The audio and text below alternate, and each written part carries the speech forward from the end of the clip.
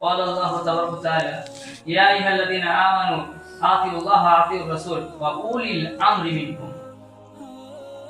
সমস্ত গুণগান, সমস্ত গুণকীর্তন, সমস্ত প্রশংসা, সমস্ত তারিফ একমাত্র সেই মহান রব্বুল আলামিনের জন্য।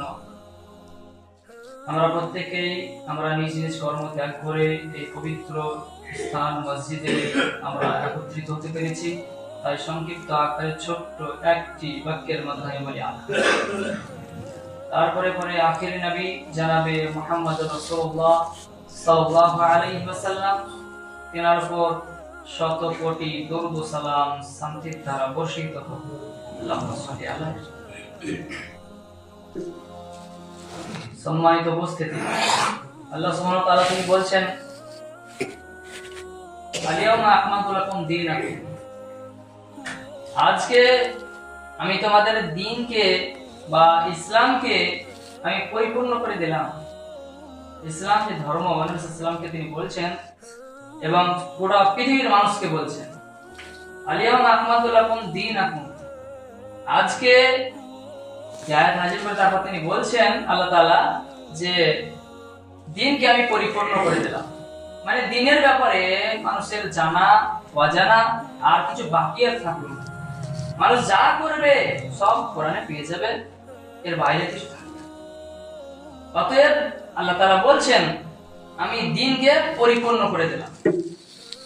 সম্মানীয় উপস্থিতি, তাহলে আমরা বুঝতে পারছি যে এখানে আল্লাহ তাআলা বলে দিয়েছেন স্পষ্ট দ্বীনকে পরিপূর্ণ করে দিলাম। মানে দ্বীনের ব্যাপারে আমাদের কোনো রকম কিঞ্চিত বা আমাদের এক চুল পরিমাণও আমাদের বাড়াবাড়ি করা যাবে না, আমাদের বাড়াবাড়ি করা চলবে না, নিজের মন মতন যা মন তাই করা যাবে না। ছোট্ট একটি কথা আমি এই জন্য বলবো যাতে মনোযোগ, মানে বক্তব্যতে মনোযোগ সৃষ্টি হয়। একটা শিক্ষক মানে উর্দু ক্লাস নিচ্ছিলেন, সেই উর্দু ক্লাসে আপনার সাবজেক্ট যে বিষয়টা ছিল সেটাই হচ্ছে দিল্লি মে কুতুব মিনার, মানে দিল্লিতে কুতুব মিনার রয়েছে। উস্তাদ অর্থাৎ শিক্ষককে উর্দুতে বলছে উস্তাদ। তো শিক্ষক দাস দিচ্ছিলেন, পড়াচ্ছিলেন ছাত্রদেরকে, স্টুডেন্টদেরকে পড়াচ্ছিলেন। তো তিনি লক্ষ্য করলেন যে স্টুডেন্টদের মধ্যে দুই একজন মানে মাথার টেক লাগিয়ে ঘুমিয়ে গেছে, বেঞ্চে ঘুমিয়ে গেছে। পড়াচ্ছিলেন, শুনতে শুনতে কখন ঘুমিয়ে গেছে। তো সেই শিক্ষক পড়াচ্ছিলেন, পড়াতে পড়াতে দেখছেন একটা ছাত্র ঘুমিয়ে গেছে। তখন বেঞ্চে একটি বাড়ি মারলেন কঞ্চির সেই বাড়ি মারাতে সেই ছাত্রটি হঠাৎ একবার উঠে পড়ল।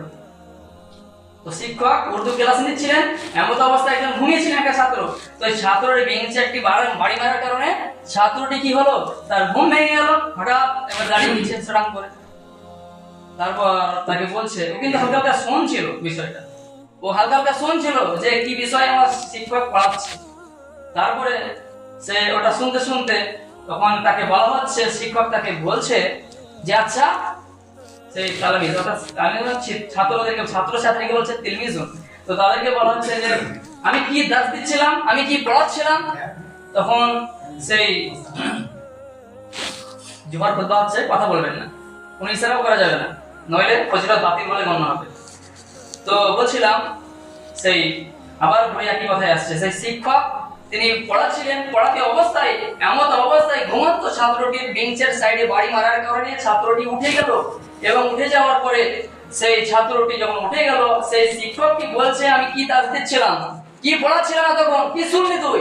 তখন সেই ছাত্রটি বলছে দিল্লি মে কুত্তা বিমার। তো কি পড়া ছিল? দিল্লি মে কুতুব মিনার, দিল্লিতে কুতুব মিনার আছে, এই দাস মানে এই সাবাকটা পড়াচ্ছিল ছাত্রদেরকে।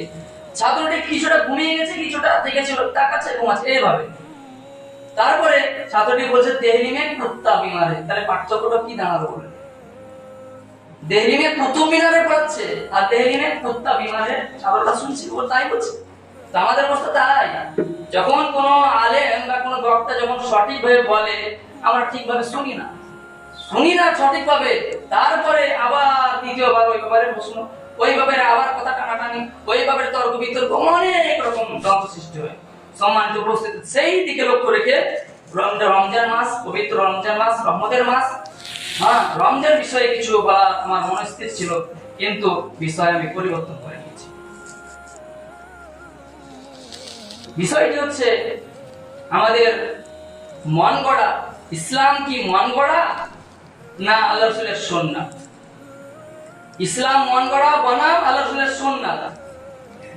সম্মানিত উপস্থিতি, তো সমাজে আমি আপনি যেটাই করব সেটাই দিন নয়, সেটাই দিন নয়। সমাজের মানুষ যেটাই বলবে যেটাই করবে সেটাই দিন নয়। কোন আলেম কবে কি করেছে, ইতিহাস ঐতিহ্য রয়েছে, সেটা দিন নয়। দিন সেটাই, দিন সেটাই যেটা আল্লাহ সুবহানাহু ওয়া তাআলার কথা রয়েছে, আল্লাহ সুবহানাহু ওয়া তাআলার কালাম রয়েছে, আল্লাহ সুবহানাহু ওয়া তাআলা স্বয়ং নিজে বলেছেন, তার সাথে সাথে রাসূল সাল্লাল্লাহু আলাইহি ওয়াসাল্লাম সেইটা মানুষের কাছে শিক্ষা দিয়েছেন। তো আল্লাহ তাআলা বলেছেন এবং আল্লাহ রাসূল যেটা শিখিয়েছেন সেটাই দিন। এর বাইরে যা করব আমরা এ দিনের বাইরে, দিনই নয় এগুলো। দিনের মধ্যে বাড়াবাড়ি, দিনের মধ্যে বাড়াবাড়ি, এগুলো দিনই নয়। দিন সেটাই যেটা আল্লাহ বলেছেন, আল্লাহ বলেছেন আমরা পাচ্ছি, হ্যাঁ ওটা দিন, ওটা আমাদের ধর্মের মধ্যে রয়েছে। আল্লাহ রাসূল শিখিয়েছেন, হ্যাঁ ওটা আমাদের ধর্মের মধ্যে, হ্যাঁ ওটা দিন। আল্লাহ রাসূল তিনি শিখিয়েছেন, একটা সাহাবীদেরকে শিখিয়েছেন, আমাদেরকে শিখিয়েছেন, সাহাবীদেরকে আল্লাহ রাসূল শিখিয়েছেন কিভাবে পায়খানা করতে হয়, কিভাবে পায়খানাতে প্রবেশ করবে, কি দোয়া বলতে হবে, কোন পা ভরতে হবে, সেটা আল্লাহ রাসূল আমাদেরকে শিখিয়েছেন, আমাদেরকে সঠিক আদব কায়দা শিখিয়েছেন। সেটাও দিন, সেটাও হাদিস। কোন পায়ের উপর ভর দিলে পায়খানা সহজ হবে সেটাও আল্লাহ রাসূল আমাদেরকে শিখিয়েছেন। আমি আপনি যেটা বলবো সেটা কি দিন? সেটা দিন নয়। আল্লাহ যেটা বলেছেন, আল্লাহ রাসূল যেটা শিক্ষা দিয়েছেন সেটাই দিন। তাই তো আল্লাহ বলেছেন আল-ইয়াওমা আকমালতু লাকুম দীনাকুম, আজকে আমি তোমাদের এই দিনকে পরিপূর্ণ করে দিলাম, আর কোনো কিছু বাকি থাকলো না, আর কোনো কিছু বাকি থাকলো না।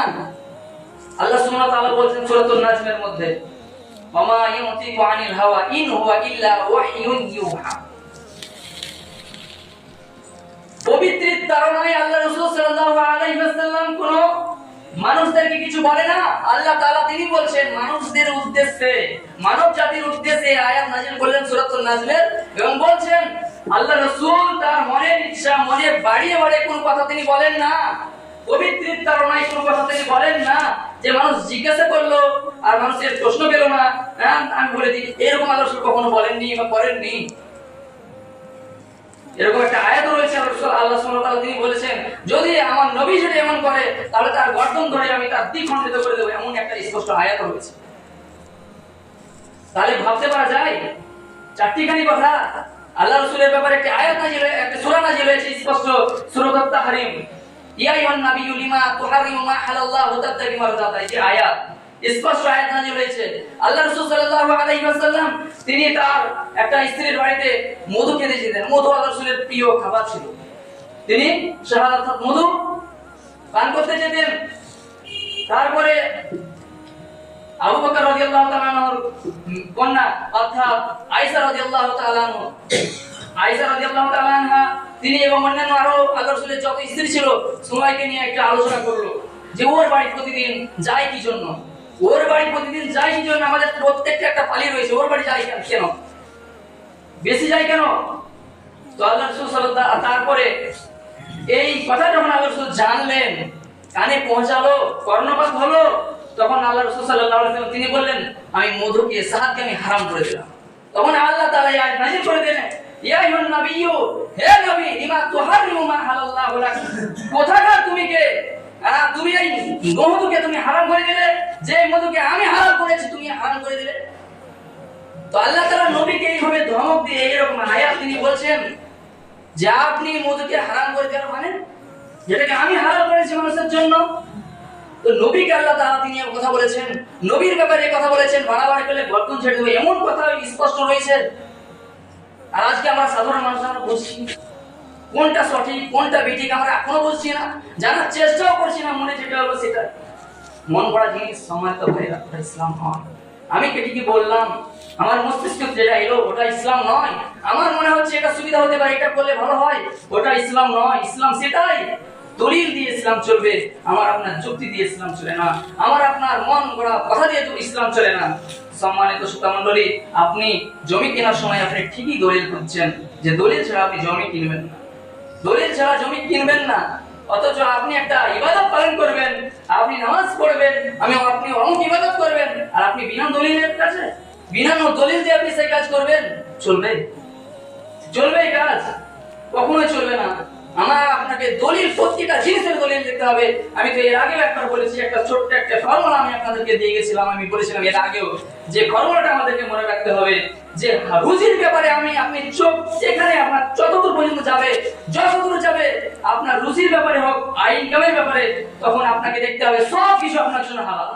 আল্লাহ পৃথিবীর যত যা রয়েছে জমিনে, ভূপৃষ্ঠে আপনি যা দেখছেন সবকিছু আমার আপনার জন্য হালাল করে দিয়েছেন আল্লাহ তাআলা। হারাম অতটুকুই করেছেন যতটুকু আল্লাহ তাআলা পবিত্র কোরআনে তিনি বলে দিয়েছেন, অতটুকুই হারাম, এর বাইরে আর কিছু হারাম নেই। তার মানে আয় রোজগারের ব্যাপারে, রুজি-রুটির ব্যাপারে আমাদেরকে হালালের দলিল দেখতে হবে। হালালের দলিল দেখলে চলবে না, আমাদেরকে দেখতে হবে হারামের দলিল। হালালের দলিল তো দেখে আমরা পার করতে পারবো না, তার কারণ আল্লাহ বলেছেন সবই হালাল, হারাম অতটুকুই যতটুকু আল্লাহ এবং আল্লাহর রাসূল বলেছেন ওইটুকু হারাম। আর যদি ইবাদতের দিক দিয়ে, ইবাদতের জগতে যদি আমরা একবার দৃষ্টি নিক্ষেপণ করি, ইবাদতের জগতে যদি একবার দেখি, তাহলে আমার আপনাকে লক্ষ্য করতে হবে যে দলিল, অর্থাৎ যেটাই আমি করব, বুঝু করব, তাও দলিল দেখতে হবে। আমি পায়ে হাঁটছি, আমি যে রাস্তায় বসে আছি, রাস্তার কি দলিল রয়েছে? আপনি জানি না, আপনাকে সরে পড়তে হবে, তার হক সম্পর্কে জানি না, আমাকে সরে পড়তে হবে। তার মানে ইবাদতের জগতে আপনার প্রত্যেকটা জিনিসের কিঞ্চিত চুল পরিমাণ আপনার কাজ হলেও আপনাকে দলিল দেখতে হবে। দলিল নাই আপনাকে ইবাদত ত্যাগ করতে হবে, চলবে না এরকম। ওইরকম জিনিস আপনার মন করা চলবে না। তার মানে এই রুজি রুটি, আপনার খাদ্যদ্রব্যের ব্যাপারে আপনার দেখতে হবে হারামের দলিল, হারামের দলিল দেখতে হবে। আর সুন্নাত বিদআতের দিক দিয়ে বিদআতের কোনো দলিল হয় না, যেগুলো আছে সবই সুন্নাত, অর্থাৎ যা রয়েছে পৃথিবীতে যত যা ইবাদত রয়েছে সবই বিদআত। সুন্নাত অতটুকুই যতটুকু আপনি দলিল দিয়ে করব, আপনি দলিল যেটা পাবো সেটাই সুন্নাত, এর বাইরে সবই বিদআত। কোন মৌলবি কি করছে, কোথায় কি হচ্ছে, কোন সমাজে কি হচ্ছে, কে কি করছে, আমার আপনার সেটা দেখে লাভ নাই। কে মদ খাচ্ছে তাই বলে আমি মদ খাবো? কোন আলেম গুল মারছে কি আমি তাহলে আপনাদের ইমামের মসজিদে আমি গুল খাবো বলেন? তাহলে আমাকে প্রত্যেক 5 ওয়াক্ত নামাজে আমাকে গুল ধরে রাখতে হবে, একটা বান্ডিল দিতে হবে, একটা মালা ঝুলিয়ে দিতে হবে ঘরে আমার, এবং আমি এটাও সিস্টেম করে চালু করে দিতে হবে আমাকে। তাহলে হয়তো আপনারা হয়তো খুশি হবেন যে নামাজ শেষ হয়ে সালাম ফিরে প্রত্যেকটা মানুষের হাতে একটা সিগারেটের বান্ডিল দিয়ে দিতে হবে, হয়তো আপনারা খুশি হবেন, হয়তো আলহামদুলিল্লাহ বলে ফেলবেন। মানে এমন মুসলিম আমাদের সমাজে রয়েছে, এতটা বাড়াবাড়ি, এতটা জঘন্য, এরপর বলার পরে একটা আলেমের ব্যাপারে কেমন কথা বলতে হয় সেই জ্ঞান আমাদের হচ্ছে না, তাদের কিভাবে সম্মান করতে হয় সেই জিনিস আমাদের জানা নাই।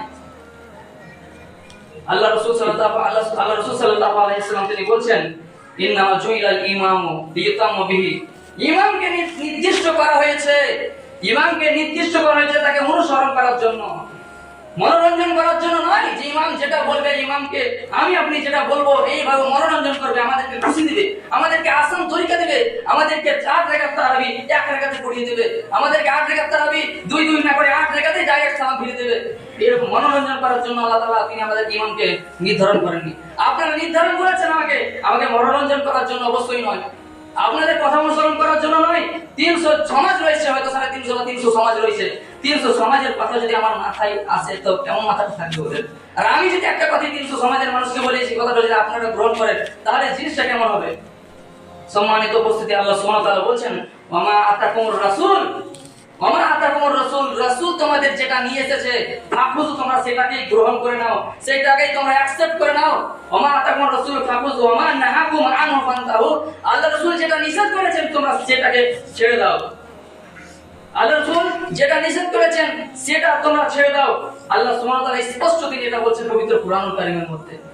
তারপরে আরো বলছেন, কুল ইন কুনতুম তুহিব্বুনাল্লাহ, আল্লাহ সুবহানাহু ওয়া তাআলা বলছেন তোমরা যদি আমার ভালোবাসা পেতে চাও, তোমরা যদি আমার ভালোবাসা পেতে চাও, আমার প্রিয় বান্দা হতে চাও, কুল ইন কুনতুম তুহিব্বুনাল্লাহ ফাত্তাবিউনি ইউহিব্বুকুমুল্লাহ, তাহলে তোমরা কি করো? আল্লাহ রাসূল বলছেন যে তোমরা যদি আল্লাহর ভালোবাসা পেতে তাহলে তোমরা আমার অনুসরণ করো। আল্লাহ তাআলা তিনি আল্লাহর রাসূলকে কথা বলছেন। তাহলে এরপরে আল্লাহ কি করবেন? আল্লাহ তাআলা যুনুবাকুম তোমাদের ওয়া ইয়াগফিরু লাকুম তোমাদেরকে ক্ষমা করে দেবেন, যেহেতু তোমরা আল্লাহ রাসূলের অনুসরণ করেছো। মানে আল্লাহর রাসূলের অনুসরণ করেছো এই জন্য যে আল্লাহ ভালোবাসবে, আর অবশ্যই আল্লাহ ভালোবাসবে তাদেরকে যারা আল্লাহ রাসূলকে ভালোবেসেছে। আল্লাহ রাসূলের সেই শরিয়া মানে আল্লাহ রাসূল যে শিক্ষা দিয়েছেন সেই শিক্ষা তদনুযায়ী চলেছে, অবশ্যই ওই ব্যক্তিকে আল্লাহ তাআলা ভালোবাসবেন। ভালোবেসে কি করবেন? ওই ব্যক্তিকে ক্ষমা করে দেবেন। তারপরে প্লাস পয়েন্ট হচ্ছে যুনুবাকুম, ওই ব্যক্তির তার প্রত্যেকটা গুনাহকে কি করে মোচন করে দেওয়া হবে। এই জন্য ক্ষমা করে, এই জন্য আল্লাহ তাআলা মানে গুনাহকে মোচন করে দেবে। তার কারণ হচ্ছে আল্লাহু গাফুরুর রহিম, আল্লাহ তাআলা তিনি ক্ষমাশীল এবং তিনি পরম দয়ালু। আল্লাহ তাআলা স্পষ্ট তিনি বলছেন। তাহলে আমাদের কর্তব্য কি? এই আয়াতগুলো থেকে, এই দুটি আয়াত থেকে আমরা বুঝতে পারলাম বা আমরা শিখতে পারলাম যে আমাদেরকে আল্লাহ রাসূল যেটা নিয়ে এসেছেন সেটাই আমাদেরকে অ্যাকসেপ্ট করতে হবে, সেটাই গ্রহণ করতে হবে, এবং যেটা আল্লাহ এবং আল্লাহ রাসূল নিষেধ করেছেন আমাদেরকে সেই জিনিসকে প্রত্যাখ্যান করতে হবে। আল্লাহ রাসূল বলছেন রাগিমা মিনস আন সুন্নতি, রাগিমা মিন সুন্নতি ফালাইসা মিন্নি, যে আমার সুন্নাতকে গ্রহণ করলো না বা যে আমার সুন্নাতের বাইরে গেল বা আমার সুন্নাতের বাইরে কোনো কথা করলো, ফালাইসা মিন্নি, সে আমার মধ্যে নয় বা আমার উম্মতের মধ্যে নয়। আল্লাহ রাসূল আরো বলেন মান আহাদাসা ফি আমরিনা হাযা লাইসা লাহু ফাহুয়া রাদ্দুন, যে ব্যক্তি মান আহাদাসা আমরিনা দিনের ব্যাপারে ইবাদতের জগতে নতুন কোন জিনিস সঞ্চার করলো, আবিষ্কার করলো, নতুন কোন জিনিস মানুষের সুবিধার্থে, মানুষের সুযোগে, মানুষ ভালো বলবে, মানুষের ভালোবাসা পাওয়া যাবে বা মানুষ এতে খুশি হবে, মানুষের আনন্দ, আল্লাহর আনন্দ নয়, মানুষের আনন্দে আনন্দিত, এইরকম যে ইমাম হোক বা যেটাই সে করবে বলা হচ্ছে সে তার আমল বাতিল, সব বাতিল। আল্লাহ তাআলা তিনি বলেছেন ইয়া আইয়ুহাল্লাযীনা আমানু আতিউল্লাহ, হে ঈমানদারগণেরা, হে বিশ্বাসীগণেরা, ইয়া আইয়ুহাল্লাযীনা আমানু আতিউল্লাহ ওয়া আতিউর রাসূল, তোমরা আল্লাহর অনুসরণ করো, তোমরা রাসূলকে অনুসরণ করো, অর্থাৎ কোরআন ও হাদিসকে অনুসরণ করো। কোরআনের কথা শোনো, কোরআনে যা বলা হয়েছে আল্লাহর কথা শোনো, কোরআনের যা বলেছে সেটা মানো, এবং রাসূল যা শিক্ষা দিয়েছেন সেই শিক্ষার উপরে থাকো। ওয়ালা তুতিরু আমালাকুম, তোমরা এই দুটো জিনিসের বাইরে যদি যাও তাহলে তোমরা আমলকে বরবাদ করে দেবে, তোমরা তোমার আমলকে ধ্বংস করে দেবে, তোমরা যা ইবাদত করেছিল সব শেষ হয়ে যাবে। আল্লাহ তাআলা স্পষ্ট বলছেন। আরো বলছেন আল্লাহ তাআলা ইয়া আইয়ুহাল্লাযীনা আমানু আতিউল্লাহ ওয়া আতিউর রাসূল উলিল আমরি মিনকুম, হে ঈমানদারগণেরা, হে বিশ্বাসীগণেরা, তোমরা আল্লাহ তাআলা যা বলেছেন বা আল্লাহ তাআলা যেটা বলেছেন সেটা অনুসরণ করো।